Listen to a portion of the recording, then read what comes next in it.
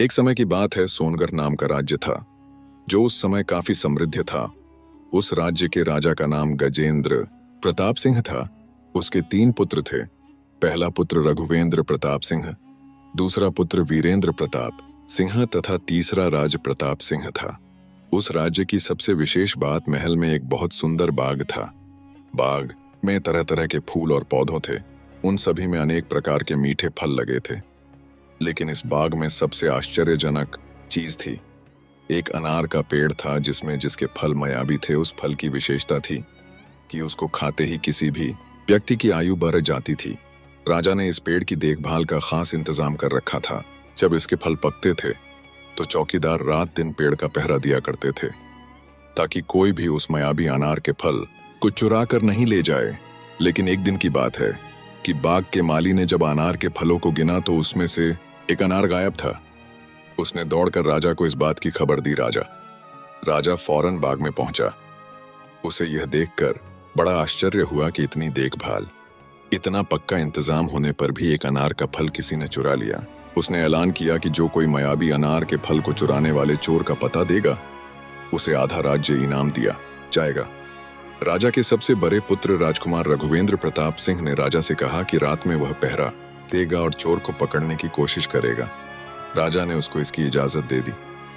बड़ा राजकुमार रघुवेंद्र प्रताप सिंह ने रात में पहरा देने प्रारंभ किया, लेकिन 2 घंटे बाद ही उसे नींद आ गई और वह सो गया। सुबह उठकर जब उसने अनार के फलों को गिना तो वह देखकर चकित रह गया कि रात भर में एक और अनार गायब हो गया था। इसके बाद दूसरी रात को दूसरे राजकुमार वीरेंद्र प्रताप सिंह ने पहरा देने का काम संभाला। उसे भी नींद आ गई और फिर एक और अनार की चोरी हो गई। राजा बहुत चिंतित था। दरबारियों की भी समझ में नहीं आ रहा था कि क्या किया जाए। सब लोग उदास बैठे थे कि इतने में सबसे छोटा राजकुमार राज प्रताप सिंह आया और उसने कहा कि आज की रात मैं पहरा दूंगा और चोर को पकड़ूंगा। राजा को छोटे राजकुमार के प्रस्ताव से आश्चर्य हुआ, क्योंकि बड़े बड़े और बहादुर लोग भी चोर को नहीं पकड़ पा रहे थे। राजा को उसकी मूर्खता पर हंसी आई। उसने उसे डांटते हुए कहा, तुम क्या समझते हो? क्या तुम्हें इसमें सफलता मिलेगी? तुमसे बड़े और तुमसे ज्यादा समझदार दोनों राजकुमार इस काम में असफल हो चुके हैं। तुम जाओ और अपना काम करो। लेकिन छोटा राजकुमार नहीं माना। उसने राजा से प्रार्थना की कि उसे एक मौका जरूर दिया जाए। उसके जिद को देखते हुए अंत में राजा राजी हो गए। राजकुमार रात में पहरा देने लगा। उसने तय किया कि वह किसी भी हालत में नहीं सोएगा और चोर को जरूर पकड़ेगा। वह रात भर पहरा देता रहा, लेकिन जैसे कि सुबह के 4 बजा एक मदहोश करने वाली हवा चली। राजकुमार को नींद आने लगी, लेकिन राजकुमार ने अपने दोनों ओर कांटे की परत बिछा रखी थी। जैसे ही उसे नींद लगी वह कांटे से जा लगा। कांटे चुभते ही उसकी नींद टूट गई। राजकुमार ने देखा कि थोड़े देर में एक सुंदर सी चमकीली चिड़िया कहीं से उड़ती हुई आई और अनार के पेड़ पर बैठ गई। उसने देखते देखते मायावी अनार तोड़कर अपनी चोंच में पकड़ लिया और उड़ने को हुई। राजकुमार ने फौरन निशाना साध कर तीर चला दिया, लेकिन तीर चिड़िया को नहीं लगी और वह उड़ गई। हाँ, इतना अवश्य हुआ कि उसका एक चमकीला पंख टूटकर जमीन पर आ गिरा।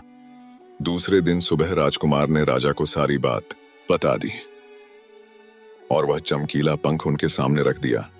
पंख इतना चमकीला, सुंदर और इतना कीमती था कि राजा उसे देखता ही रह गया।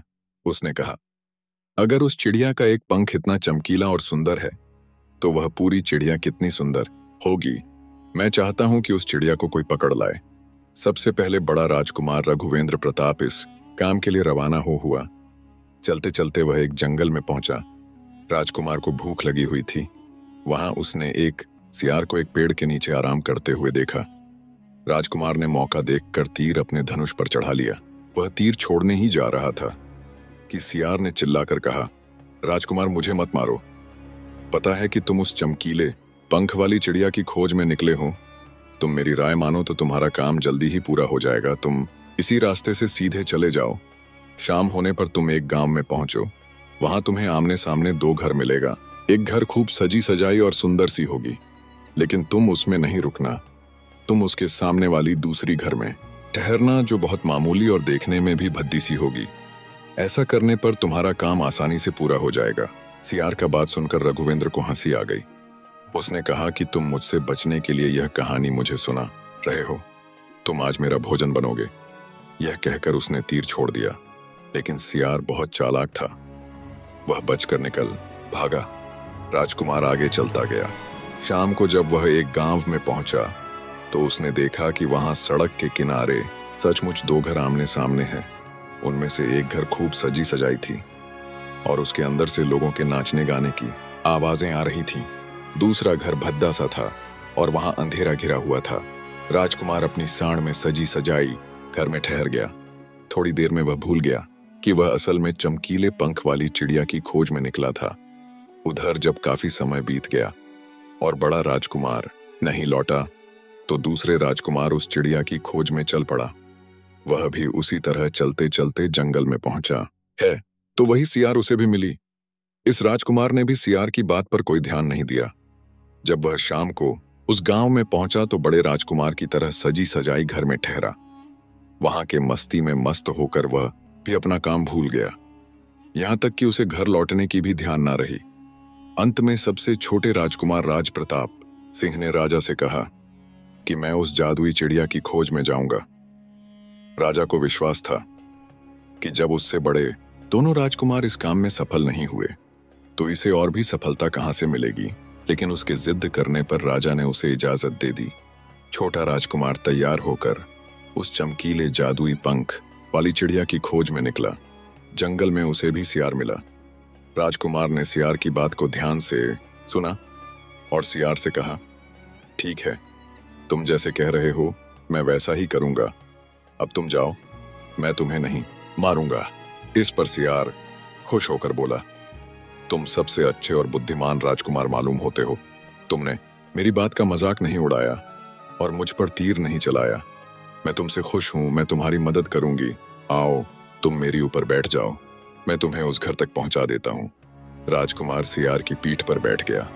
देखते देखते सियार काफी बड़ा हो गया और राजकुमार उस पर बैठ गया। उसके बैठते ही सियार हवा में उड़ने लगा और थोड़ी ही देर में मैदानों और पहाड़ों को पार करके उसी गांव में जा पहुंचता है। राजकुमार ने उसकी सलाह को मानकर छोटी और पुरानी घर में ही डेरा डाल दिया। वह दूसरी सजी सजाई घर से दूर ही रहा। दूसरे दिन सुबह उठकर जब वह आगे बढ़ा तो कुछ दूर चलने पर उसे वह सियार फिर से रास्ते में मिल गया। सियार ने उससे कहा, अब मैं तुम्हें बताता हूं कि आगे तुम्हें क्या करना चाहिए। तुम सीधे चलो। आगे चलने पर तुम्हें एक बहुत बड़ा किला मिलेगा जिस पर सैनिक लोग पहरा दे रहे होंगे। तुम इन सैनिकों से डरना मत, सीधे अंदर चले जाना क्योंकि वे इस समय सो रहे होंगे। तुम बेधड़क होकर किले में घुसते चले जाना और उनके कमरों को पार करते हुए उस जगह पहुंच जाना जहां लकड़ी के एक साधारण से पिंजरे में सुनहरे पंख वाली जादुई चिड़िया बंद है। तुम चिड़िया को पिंजरे सहित उठाकर किले से बाहर ले आना। चिड़िया के पिंजरे के पास ही एक बहुत सुंदर सा सोने का पिंजरा भी रखा होगा। तुम भूलकर भी चिड़िया को उस पिंजरे में मत रखना, मगर तुम उसे लकड़ी के साधारण पिंजरे में से निकालकर सोने के पिंजरे में रखने की कोशिश करोगे तो बाद में पछताओगे। यह कहकर सियार ने राजकुमार को फिर से अपनी पीठ पर बिठाया और थोड़ी ही देर में उसको किले के पास पहुंचा दिया। राजकुमार ने किले का पास जाकर देखा कि सचमुच उसके पहरेदार सो रहे थे। वह बिना डरे सीधा महल में घुस गया। थोड़ी ही देर बाद वह उस कमरे में जा पहुंचा जहां चिड़िया एक पिंजरे में बैठी हुई थी। पिंजरे के पास ही उसने देखा कि जादुई अनार पड़े हुए थे। इन जादुई अनार को देखकर राजकुमार ने फौरन पहचान लिया कि यह अनार उसके पिता के बाग के ही थे। वह जादुई चिड़िया इतनी सुंदर थी कि राजकुमार उसको देखता ही रह गया। वह उसको उठाकर लाने ही वाला था कि उसकी नजर पास ही पड़े एक सुंदर से पिंजड़े पर पड़ी। वह पिंजड़ा बहुत सुंदर था और उसमें तरह तरह के कीमती पत्थर जड़े हुए थे। सुनहरे पंख वाली चिड़िया के लिए वही पिंजरा ठीक मालूम पड़ता था। राजकुमार सियार की बात को भूल गया और उस जादुई चिड़िया को लकड़ी के साधारण पिंजरे से निकालकर सोने के पिंजरे में बंद कर दिया। लेकिन नए पिंजरे में आते ही चिड़िया ने खूब जोर जोर से शोर मचाना शुरू कर दिया। राजकुमार पिंजरे को उठाकर कमरे से बाहर भी नहीं निकल पाया था कि बहुत से सैनिक कमरे में घुस आए और उन्होंने राजकुमार को पकड़ लिया। अब राजकुमार को अपनी भूल का पता चला। उसे याद आया कि सियार ने उससे क्या कहा था, लेकिन अब क्या हो सकता था। सिपाही उसे खींचते हुए राजा के दरबार में ले गए। राजा के पूछने पर राजकुमार ने सारी बात कह सुनाई। राजा बोला, तुम मेरे महल में चोरी करने के लिए गुस्से थे, मैं तुमको माफ नहीं कर सकता, तुम्हें फांसी की सजा दी जाएगी। राजकुमार ने राजा से विनती की उसे एक मौका दे अपने आप को साबित करने के लिए, क्योंकि वह अपने पिता की आज्ञा मानकर यहां आया है। राजा अब सोच में पड़ गया। उसके दिमाग में बात आई कि राजकुमार साहसी है, इसलिए यहां तक पहुंचा है। राजा ने राजकुमार की बात को सुनकर कहा कि मैं तुम्हें एक मौका देता हूं, अगर तुम मेरे लिए मायावी घोड़ा ला दो तो मैं न सिर्फ तुम्हें छोड़ दूंगा, बल्कि वह चमत्कारी चिड़िया में भी तुमको दे दूंगा। राजकुमार को अपनी जान बचाने के लिए राजा की शर्त माननी पड़ी। अब वह सोने के घोड़े की तलाश में निकला। किले के बाहर जाने पर उसने देखा कि सियार उसका इंतजार कर रहा है। उसने सियार को सारी बातें बताई। सियार ने निराश होते हुए कहा, मैं अब तुम्हारी कोई मदद नहीं करूंगी, तुमने मेरे कहने के अनुसार नहीं किया है। मैंने जिस तरह से कहा था, अगर तुम उस तरह से काम करते तो इस मुसीबत में नहीं फंसते और सुनहरे पंख वाली चिड़िया तुम्हें मिल जाती। राजकुमार बोला, इस बार मुझे माफ कर दो, मुझसे गलती हो गई है। मेरा काम तुम्हारी सहायता के बिना नहीं चलेगा। मुझे राजा ने सोने का घोड़ा लाने के लिए कहा है, वरना वह मुझे फांसी पर चढ़ा देगा। सियार ने कहा, खैर मैं तुम्हें माफ करता हूं। अब तुम ऐसा करो कि तुम मेरे पीठ पर बैठ जाओ, मैं तुम्हें किले के पास लेकर चलता हूं। उसके बाद सियार हवा में उड़ने लगा। कुछ देर बाद वह किले के पास पहुंच गया। वहां पहुंचकर सियार ने कहा, तुम सीधे चले चलो, कुछ दूर जाने पर तुम्हें एक दूसरा किला मिलेगा। उसी किले की घुड़साल में तुम्हें सोने का घोड़ा बंधा हुआ मिलेगा। तुम रात होने का इंतजार करना। जब महल के नौकर चाकर सब सो रहे होंगे, तुम चुपचाप जाना और घोड़े को खोल लेना। लेकिन यह बात याद रखना, वहां घोड़े के पास ही घोड़े के ऊपर रखने वाला कबर रखा होगा। उसमें से एक पुराने चमड़े का कबर होगा और दूसरी सोने का कबर होगा। तुम सोने का कबर को छूना भी मत। उस घोड़े पर पुरानी चमड़े के कबर को कसक सवार हो जाना और उसे दौड़ते हुए किले से बाहर चले आना। राजकुमार ने वादा किया कि वह ठीक ठीक वैसा ही करेगा। सियार ने उसको सारी बातें समझाई और फिर वहां से चला गया। राजकुमार सीधा फाटक से किले में घुस गया और रात होने का इंतजार करने लगा। रात होने पर उसने अंदर जाकर देखा कि वहां के सभी नौकर चाकर सोए हुए हैं। थोड़ी ही देर में वह किले की घुड़साल में जा पहुंचा। वहां एक बहुत सुंदर सुनहरा घोड़ा बंधा हुआ था। राजकुमार ने पास जाकर देखा कि वह घोड़ा सचमुच सोने का था। ऐसा सुंदर घोड़ा उसने पूरे जीवन में भी नहीं देखा था। उसने आगे बढ़कर घोड़े को खोल लिया। जब वह बाहर निकलने लगा तो उसकी नजर एक कोने में पड़ी हुई सोने की कब्र पर गई। वह कब्र बहुत ही सुंदर था और इसमें हीरे मोती जड़े हुए थे। उसके पास ही एक फटी पुरानी चमड़े की कब्र भी पड़ी हुई थी। इतने सुंदर घोड़े पर पुराने चमड़े का कब्र कसना राजकुमार को अच्छा नहीं लगा। उसने सोने की बनी हुई कब्र को उठा लिया और घोड़े पर कसना शुरू किया। इतने में घोड़ा जोर से हिंहिना उठा। किले के नौकर चाकर जाग गए। थोड़ी ही देर में राजकुमार पकड़ लिया गया। राजकुमार को सिपाहियों ने हथकड़ी लगाकर अपने राजा के सामने पेश किया।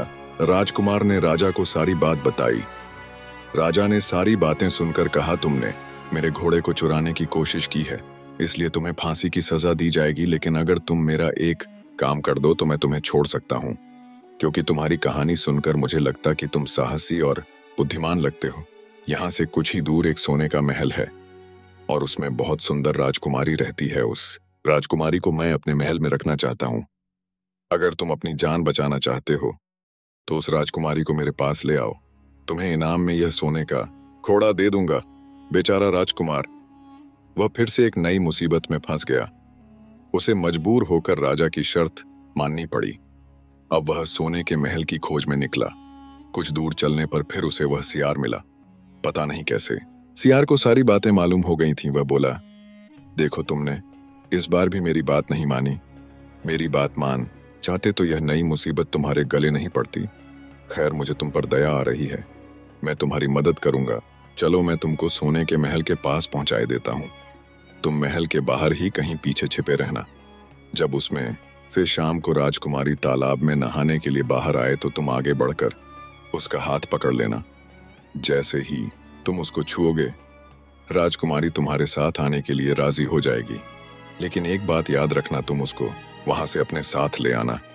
उसे वापस महल में मत जाने देना।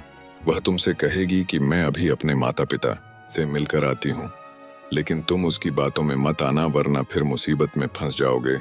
अगर तुमने मेरी इस बार बात नहीं मानी तो अब मैं तुम्हारी कोई मदद नहीं करूंगा। यह कहकर सियार ने फिर से राजकुमार को अपनी पीठ पर बैठा लिया और देखते देखते सियार हवा में उड़ते हुए कुछ देर बाद सोने के महल के पास जा पहुंचा।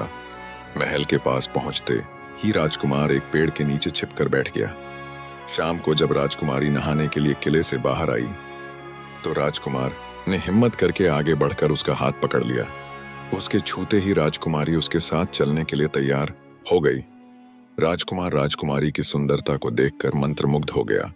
तभी राजकुमारी बोली, राजकुमार, तुम मुझे जहां भी ले जाना चाहोगे मैं तुम्हारे साथ वहां चलने को तैयार हूं, लेकिन मेरी एक शर्त है कि मैं पहले अपने माता पिता से एक बार मिलकर आऊंगी, तभी मैं तुम्हारे साथ चलूंगी।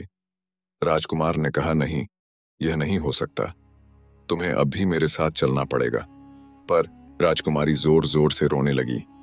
इतनी सुंदर राजकुमारी को जोर जोर से रोते देखकर राजकुमार का मन पिघल गया और आखिर में वह राजी हो गया और बोला, जाओ, थोड़ी देर के लिए माता पिता से मिल आओ, लेकिन तुम तुरंत बाहर चली आना। परंतु राजकुमारी ने जैसे ही किले में पैर रखा, किले के सारे पहरेदार जाग गए। उन्होंने राजकुमार को पकड़ लिया। राजकुमार को अब बहुत पछतावा हो रहा था, लेकिन अब क्या हो सकता था। पहरेदारों ने उसे अपने राजा के सामने पेश किया। राजा बहुत क्रोधित था। उसने उसी वक्त हुक्म दिया, इस राजकुमार को इसी वक्त फांसी पर चढ़ा दिया जाए। यह सुनकर राजकुमार रोने और गिड़गिड़ा लगा। राजकुमार ने राजा से अनुरोध किया कि इस पर थोड़ा विचार करे। राजा ने थोड़ी देर विचार करने के बाद कहा, मैं अपनी सजा वापस नहीं ले सकता, लेकिन अगर तुम मेरा एक काम कर दो तो तुम्हारी जान बच सकती है। हमारे किले के ठीक सामने यह जो बड़ी सी पहाड़ी है, इसके कारण हमारे किले की सुंदरता नष्ट होती है। अगर तुम 1 माह में इस पहाड़ को खोदकर साफ कर दो तो मैं तुम्हें क्षमा कर दूंगा। इसके साथ ही इनाम स्वरूप राजकुमारी का विवाह तुम्हारे साथ कर देंगे। अब राजकुमार किले के बाहर आकर पहाड़ को देखा। उसके हाथ में एक छोटी सी कुदाली थी।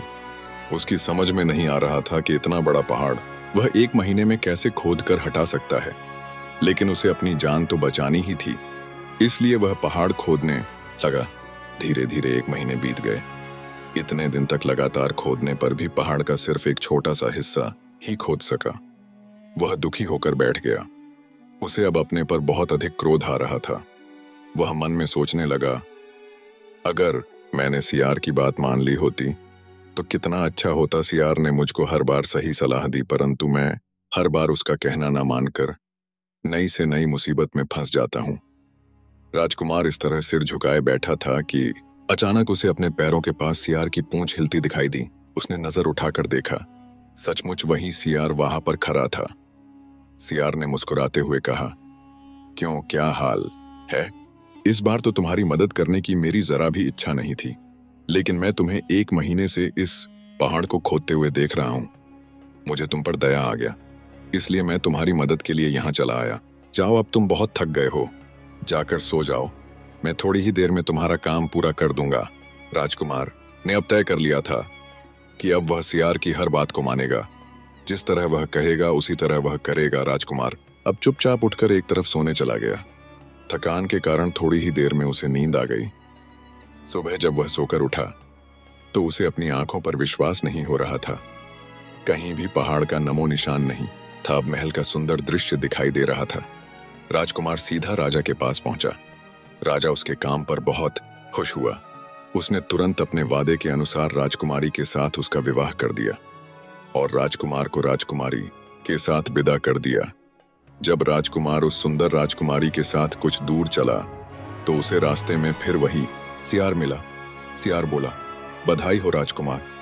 राजकुमारी के साथ तुम्हें देखकर मुझे बड़ी खुशी हो रही है, लेकिन अभी तुम्हारा काम पूरा नहीं हुआ है। अब तुम्हें सोने का घोड़ा और सुनहरी पंख वाली चिड़िया भी प्राप्त करनी चाहिए, क्योंकि वे दोनों चीजें तुम्हारे ही लायक हैं। तुम उन्हें आसानी से प्राप्त कर सकते हो। लेकिन राजकुमार ने टोकते हुए बोला, भला मुझे सोने का घोड़ा और सोने की चिड़िया कैसे मिल सकती है? मैं तो इस राजकुमारी को भी उस राजा के लिए ले जा रहा हूं। सियार ने कहा, नहीं, तुम ऐसा काम कभी मत करना। इस राजकुमारी के साथ तुम्हारा विवाह हुआ है और यह अब तुम्हारी है। अगर तुम मेरे कहने के अनुसार काम करो तो तुम्हें सोने का घोड़ा और सुनहरी पंख वाली चिड़िया भी मिल सकती है। सबसे पहले तुम राजकुमारी को लेकर सोने के घोड़े वाले राजा के पास जाओ। राजा तुम्हारे साथ राजकुमारी को देख बहुत खुश होगा और तुमको सोने का घोड़ा दे देगा। तुम घोड़े पर सवार हो जाना, सवार होकर सबसे विदा लेना, परंतु राजकुमारी से तुम सबसे बाद में विदा लेना। जैसे ही तुम राजकुमारी के पास पहुंचो, तुम उसे हाथ से पकड़कर घोड़े के ऊपर खींच लेना और घोड़े को दौड़ा देना। सोने का घोड़ा इतना तेज दौड़ता है कि दुनिया का तेज से तेज घोड़ा भी उसकी बराबरी नहीं कर सकता। जाओ, अब तुम पहले इतना काम पूरा करो, इसके बाद आगे का काम मैं तुम्हें बाद में बताऊंगा। मैं तुम्हें आगे रास्ते में मिलूंगा। राजकुमार ने इस बार ठीक वैसा ही किया जैसा सियार ने उससे कहा था।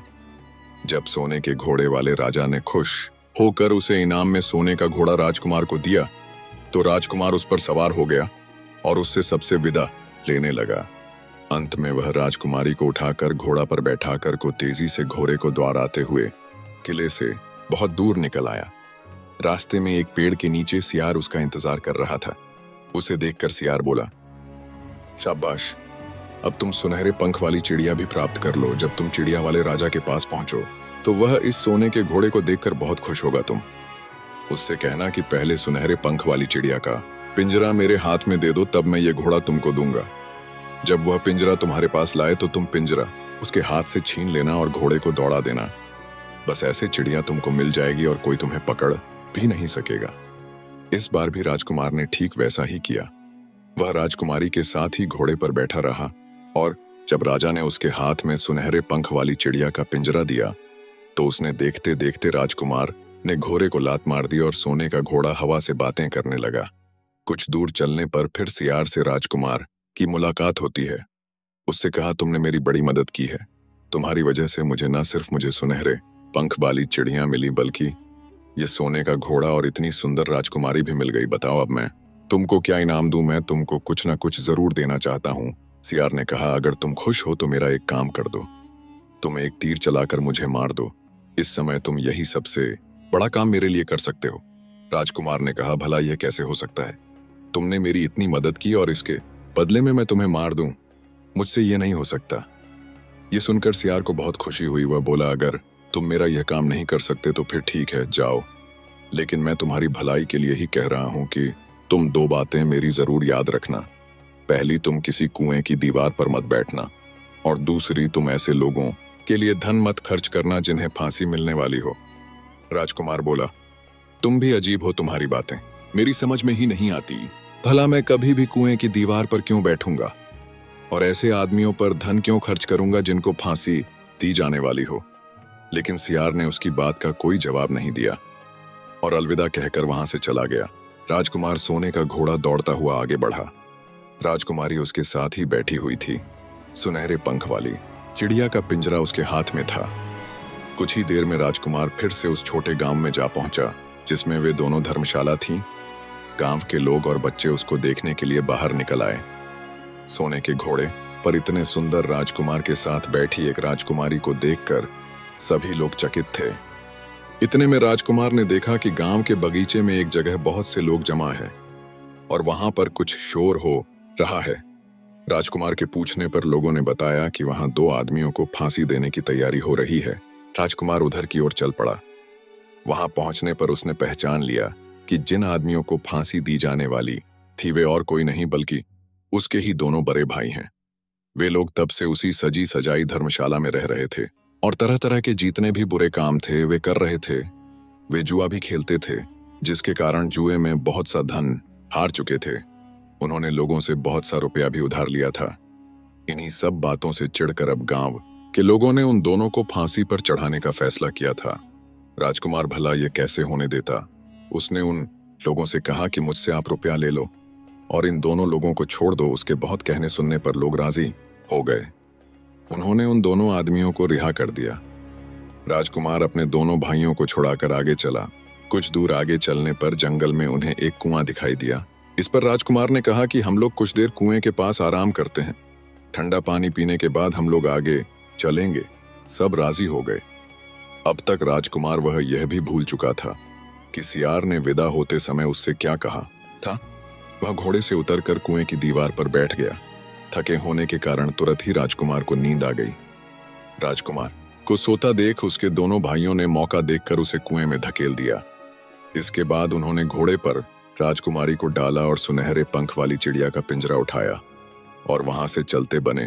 कुछ ही देर में दोनों राजकुमार अपने राज्य में लौट आए। घर लौटकर उन्होंने राजा से कहा, हम दोनों ने मिलकर सुनहरे पंख वाली चिड़िया को पकड़ लाए हैं। इसी चिड़िया ने हमारे बाग में से अनार चुराए थे। इसके साथ ही हम एक ये सोने का घोड़ा और राजकुमारी भी लाए हैं। इन दोनों की बात को सुनकर राजा बहुत खुश हुआ। सारे राज्य के लोग खुशियां मनाने लगे, लेकिन ये सब देखकर राजकुमारी खुश नहीं थी। वह अब बराबर रोती रहती थी। उसने खाना पीना भी छोड़ दिया। यही नहीं, घोड़े ने भी दाना पानी बंद कर दिया। सुनहरे पंख वाली भी चिड़िया भी उदास रहने लगी। राजा ने अपने तरफ से बहुत कोशिश की, लेकिन ना तो राजकुमारी खुश हुई और न सोने के घोड़ा और ना ही सुनहरे पंख वाली चिड़िया ने दाना खाना शुरू किया। उधर छोटा राजकुमार कुएं में गिर गया था, लेकिन वह मरा नहीं था। कुआं बहुत गहरा था, लेकिन उसमें पानी बहुत कम था। वह कुएं में बैठा बैठा अपने भाग्य को कोस रहा था। उसे फिर उसी सियार की याद आई। वह पछताते हुए सोचने लगा, यदि मैंने उसका कहना मान लिया होता तो आज मैं इस मुसीबत में नहीं फंसता। राजकुमार ने जैसे ही सियार को याद किया, सियार ना मालूम कैसे कुएं के मुंह पर आ पहुंचा। उसने राजकुमार से कहा, मैंने पहले ही तुम्हें समझाया था कि किसी कुएं की दीवार पर मत बैठना, कभी भी ऐसे आदमियों की मदद मत करना जिन्हें फांसी दी जाने वाली हो, लेकिन तुम नहीं माने। खैर चलो, अब आखिरी बार मैं फिर तुम्हारी मदद कर देता हूं। लो, मेरी पूंछ पकड़कर कुएं से बाहर निकल जाओ। ये कहकर सियार ने अपनी पूंछ कुएं में लटका दी। देखते देखते पूंछ इतनी लंबी हो गई कि कुएं में पड़े राजकुमार के पास तक जा पहुंची। राजकुमार उसे पकड़कर कुएं से बाहर निकल आया। सियार ने राजकुमार से कहा, जाओ, अब तुम अपने घर जाओ, लेकिन अब तुम्हें होशियार रहना होगा। तुम्हारे दोनों भाई तुम्हारी जान के दुश्मन हैं। वे लोग जरूर तुमको ढूंढ रहे होंगे। राजकुमार घर की ओर चल पड़ा। राजकुमार जैसे ही अपने राज्य में पहुंचा, पहुंचते ही उसे एक भिखारी मिला। राजकुमार ने भिखारी को अपने सुंदर कपड़े दान में दे दिए और उनके भद्दे पुराने कपड़े पहन लिए। इस तरह भेष बदलकर वह अपने किले में पहुंचा। जैसे ही वह अपने राज्य महल में पहुंचा, वहां पर एक बड़ी आश्चर्यजनक बात हुई। सोने का घोड़ा खुशी से हिनहिनाना लगा और दाना खाने लगा। सुनहरे पंखों वाली चिड़िया भी अपने पिंजरे में खुशी से फुदकने लगी और गाना गाने लगी। राजकुमारी ने भी अपने आंसू पोंछ डाले। वह भी खुश दिखाई देने लगी। राजा की समझ में कुछ नहीं आया कि यह सब क्या हो रहा है। उसने राजकुमारी से इसका कारण पूछा तो राजकुमारी बोली, मैंने तो पहले ही आपको सारी कहानी बता दी थी। आपके बड़े और मझले राजकुमार ने आपके छोटे राजकुमार के साथ धोखा किया है। इन्होंने आपको भी धोखा दिया है, लेकिन अब आपका छोटा राजकुमार अब यहाँ पर आ पहुंचा है, इसीलिए मुझे बेहद खुशी हो रही है। उसी के साथ मेरी शादी हुई है। मैं आपके छोटे राजकुमार के साथ ही सुखी रह सकती हूँ। फिर राजकुमारी ने मैले कुचले कपड़े पहने एक आदमी की ओर इशारा करते हुए कहा, वह रहा आपका छोटा राजकुमार। राजा ने भी अपने छोटे लड़के को पहचान लिया। अब राजा को अपने छोटे बेटे पर विश्वास हो गया। राजा ने अपने छोटे बेटे के बारे में अपने विचार बदल दिए। अब वह उसको बहुत समझदार और बहादुर मानने लगा। उससे बहुत अधिक प्यार करने लगा। उसने उसको राजगद्दी पर बिठाने का निश्चय लिया। राजा ने सोचा कि बड़े और मझले राजकुमार ने न सिर्फ अपने छोटे भाई को ही धोखा नहीं दिया था, बल्कि उसने पिता को भी धोखा दिया है। इससे राजा अपने बड़े और मझले बेटों से बहुत नाराज था। उसने उन दोनों को अपने राज्य से निकलवा दिया। इसके बाद बड़ी धूम के साथ राजकुमारी के साथ राजकुमार का विवाह हुआ और दोनों खुशी से रहने लगे। लेकिन राजकुमार उस सियार को अभी भी नहीं भूला था जिसने उसकी सहायता की थी। एक दिन समय निकालकर वह जंगल में उस सियार की खोज में निकला। राजकुमार सियार को दुड़ते दुड़ते एक पैर के पास पहुंचा तो उसने देखा कि एक पेड़ के खोखले भाग में सियार चुपचाप बैठे हुए हैं। सियार बहुत उदास था, पहले से बहुत ज्यादा दुबली भी हो गया था। राजकुमार को देखते ही सियार ने उसे पहचान लिया। सियार ने कहा, कहो राजकुमार, आज इधर कैसे आना हुआ? राजकुमार ने कहा, मैं आज तुम्हें ही ढूंढने के लिए आया हूं। चलो मेरे बाग में आराम से रहना, वहां तुम्हें किसी तरह की तकलीफ नहीं होगी। यहाँ तो जंगल में तुम्हें खाने पीने की बहुत तकलीफ होती होगी। जंगली जानवरों और शिकारियों का भी डर बना रहता है। सियार ने कहा, नहीं राजकुमार, मैं यहाँ ठीक हूं। तुम्हें मेरे ढोक से क्या लेना देना? तुम्हारा काम निकल गया, अब तुम खुशी से अपने राज में रहो। राजकुमार ने बोला, नहीं, तुमने मेरा बड़ा उपकार किया है, मैं तुम्हें लिए बिना नहीं जा सकता। मैं तुम्हें इनाम देना चाहता हूं, अपने साथ ही रखना चाहता हूं। राजकुमारी भी बहुत खुश होगी, वह भी तुमसे मिलना चाहती है। सियार ने बोला, अगर तुम सचमुच मुझे इनाम देना चाहते हो तो मेरा एक काम कर दो। मैंने तुमसे पहले भी कहा था कि तुम तीर चलाकर मुझे मार दो, इसी से मेरा लाभ होगा। बस्तव में एक जादूगर ने मुझ पर जादू कर रखा है। मैं सियार नहीं हूं, मुझे उसके जादू के प्रभाव से सियार के रूप में रहना पड़ रहा है। मैं तो उसी देश का राजकुमार हूं जहां की राजकुमारी से तुम्हारा विवाह हुआ है। बस्तव में वह राजकुमारी मेरी सबसे छोटी बहन है। अगर तुम तीर चलाकर मुझे मार दोगे तो मुझे उस जादूगर के जादू से मुझे मुक्ति मिल जाएगी और मैं अपने देश लौट सकूंगा। राजकुमार को यह सुनकर बड़ा आश्चर्य हुआ। उसने फौरन अपने धनुष पर तीर चढ़ाया और सियार की ओर छोड़ दिया। तीर के लगते ही सियार मर गया और उसमें से एक सुंदर सा राजकुमार निकल आया। फिर दोनों राजकुमार आपस में गले मिले। इसके बाद दोनों राजकुमार वापस महल में लौट आए। वहां राजकुमारी अपने भाई से मिलकर बहुत खुश हुई। यदि आपको कहानी पसंद आए तो चैनल को लाइक कर दे, सब्सक्राइब भी कर दें।